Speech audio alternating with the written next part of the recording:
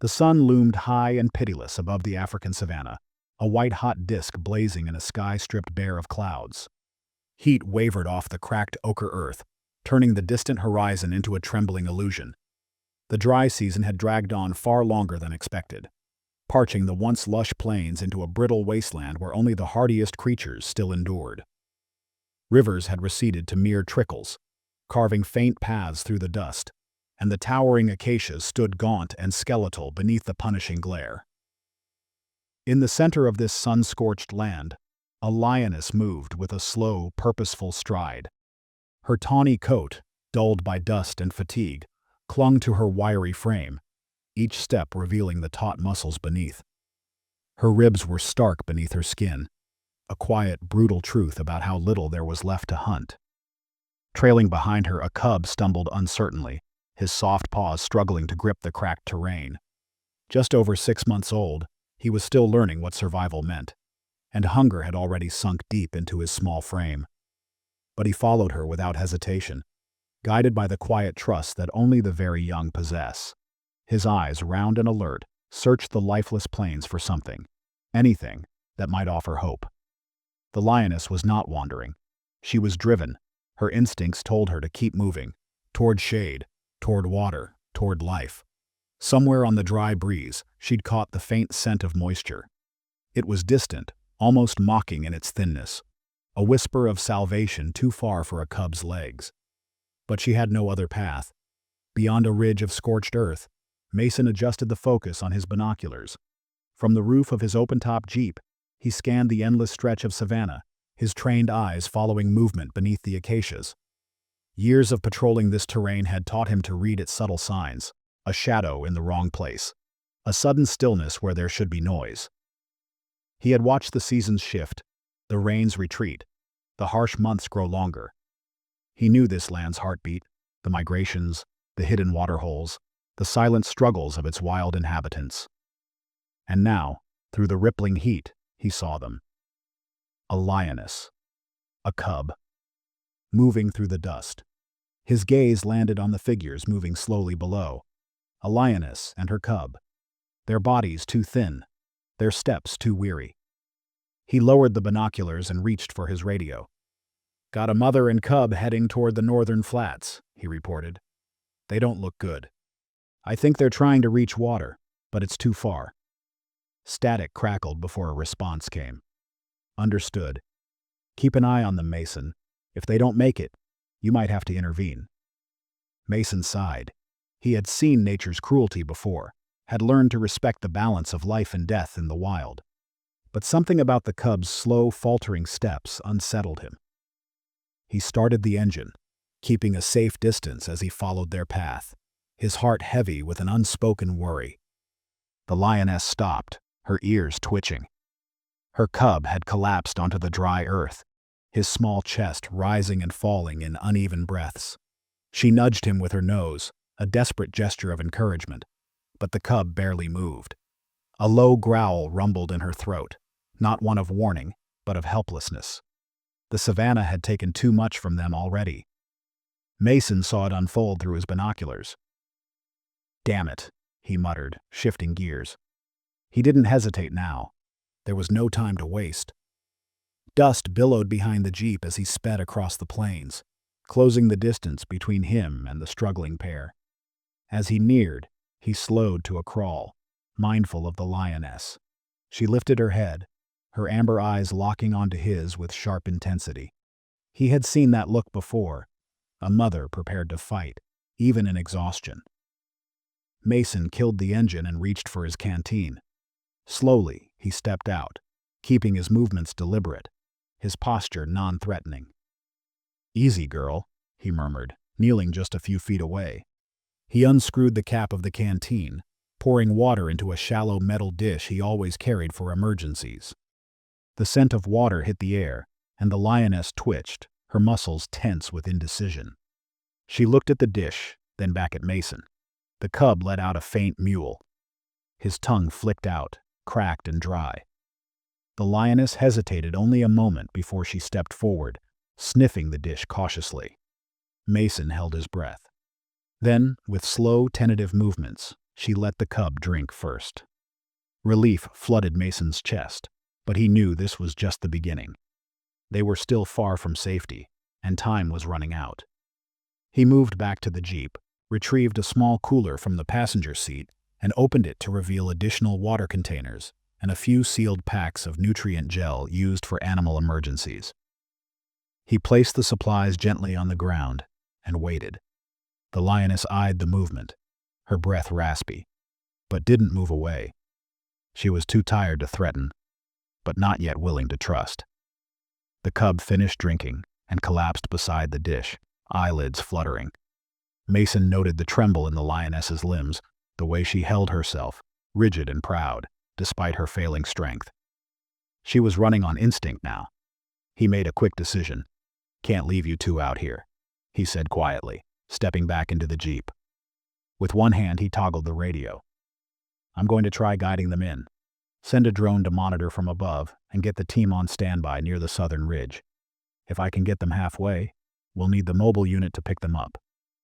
Acknowledgement crackled back through the speaker. Mason started the vehicle, inching it forward at a cautious pace.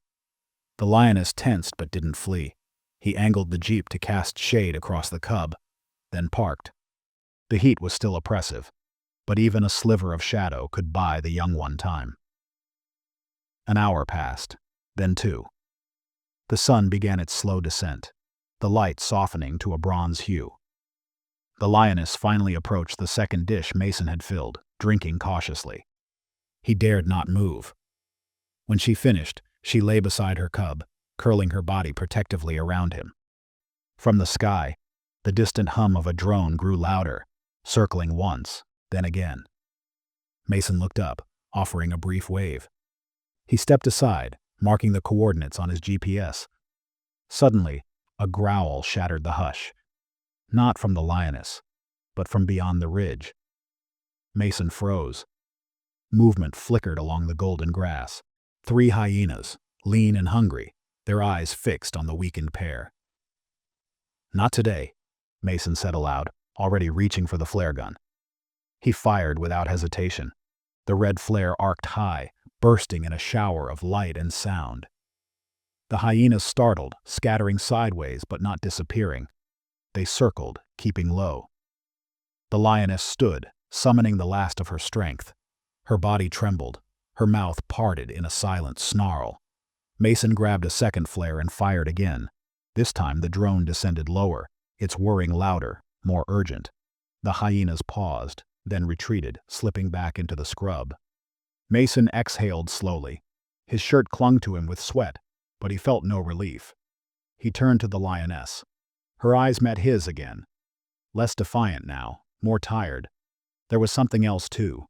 Understanding. "Help's coming," he said, kneeling once more. And in the deepening gold of dusk, the savannah held its breath. The night arrived not with coolness, but with a different kind of weight, one of shadows and silence. The savannah, stripped of its daytime harshness, became a plain of whispering grasses and distant cries. Mason remained beside the Jeep, his eyes scanning the dark, his ears tuned to every rustle, every shift of wind. The lioness had not moved much. She stayed curled around her cub, eyes half closed but never fully resting.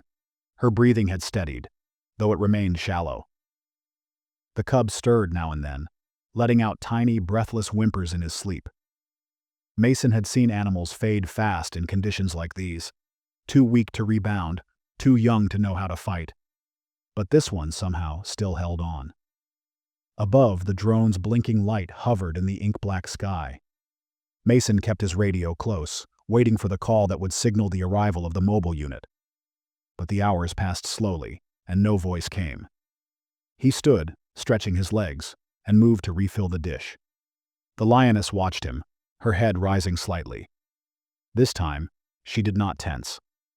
Her eyes followed his hands as he poured, and when he backed away, she rose, nudged her cub awake, and guided him gently to the water. The cub drank again, longer now. His tail flicked, weak but moving. Mason allowed himself a breath of cautious hope. Then came headlights, distant but approaching. Mason raised the radio.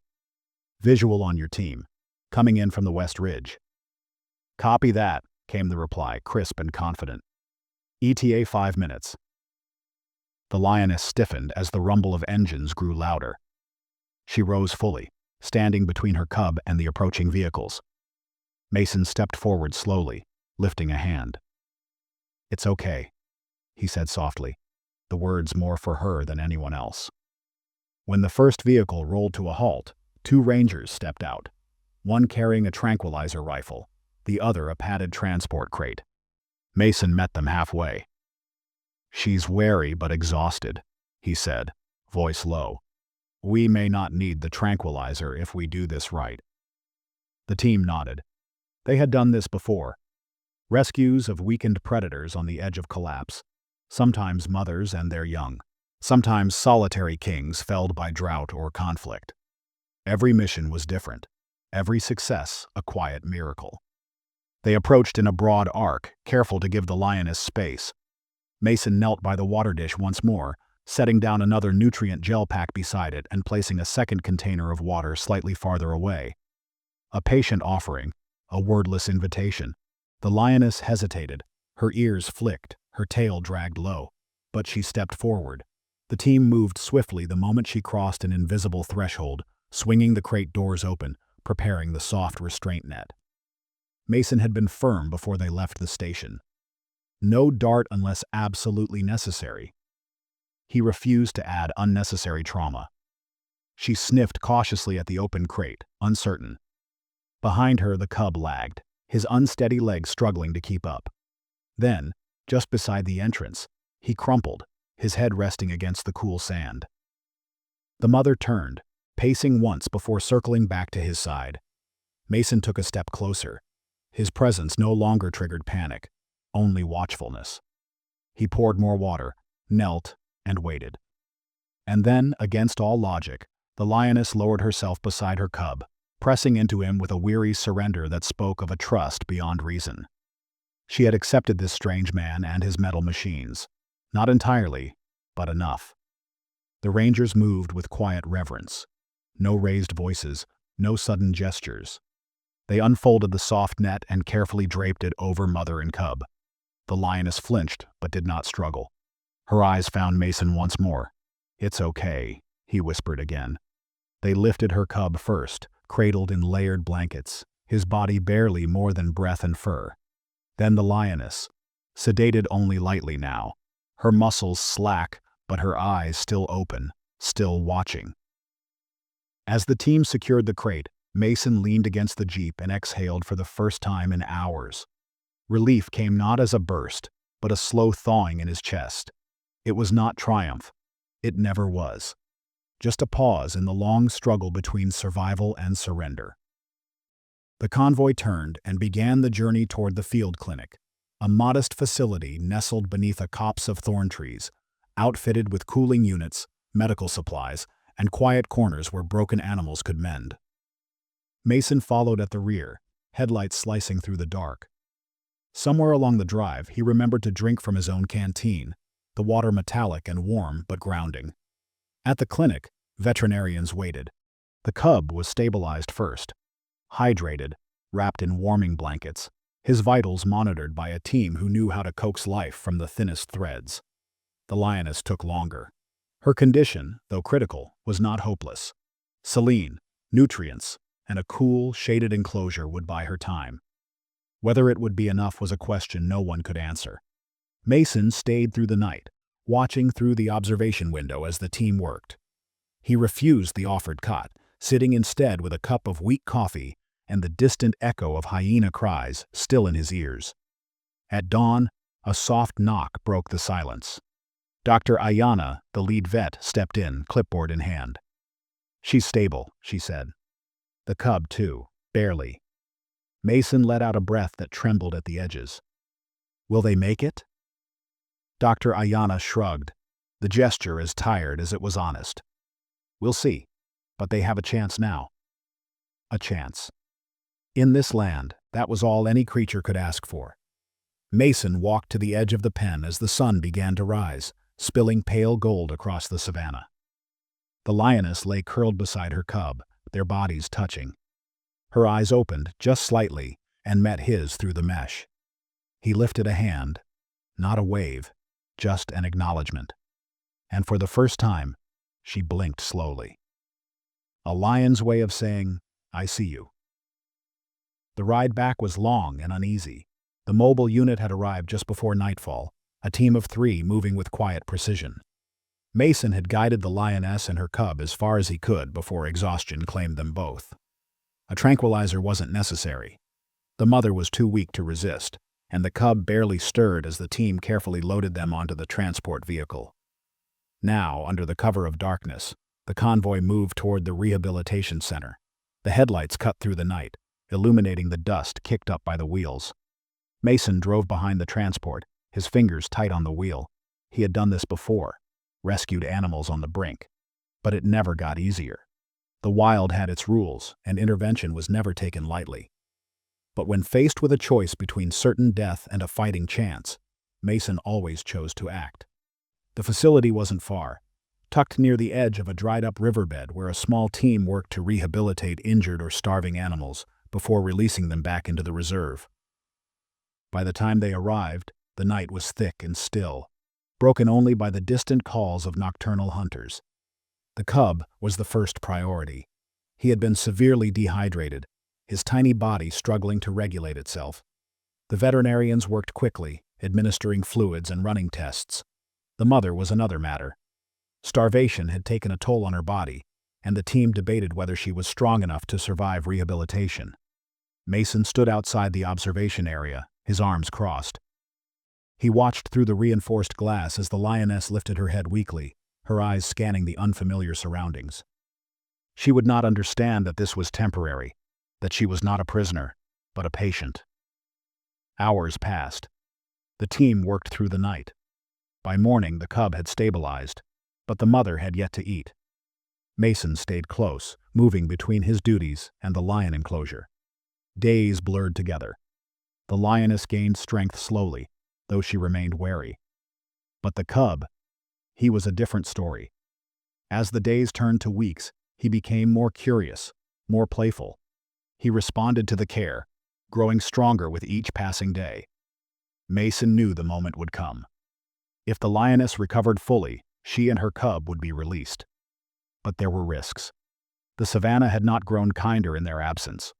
Reintroducing them would take careful planning. Then, the decision was made. A location was chosen, an area with known lion activity, a place where a small pride had been spotted, but without a dominant male that could threaten them. The morning of the release was warm, the sky stretched in endless blue. The transport cage was loaded onto the truck, the mother and cub within. The lioness was restless, sensing something was changing. The drive was tense, but when they arrived, Mason felt a rare moment of certainty. This was right. The cage door opened. The lioness hesitated, sniffing the air. The cub pressed close to her side. Then, with a final glance at the humans who had intervened in their fate, she stepped forward, out into the wild, where she belonged. The cub followed, his small paws pressing into the earth that would now be his home. Mason watched as they disappeared into the golden grass, his heart steady. Not all stories ended this way. But today, this one did.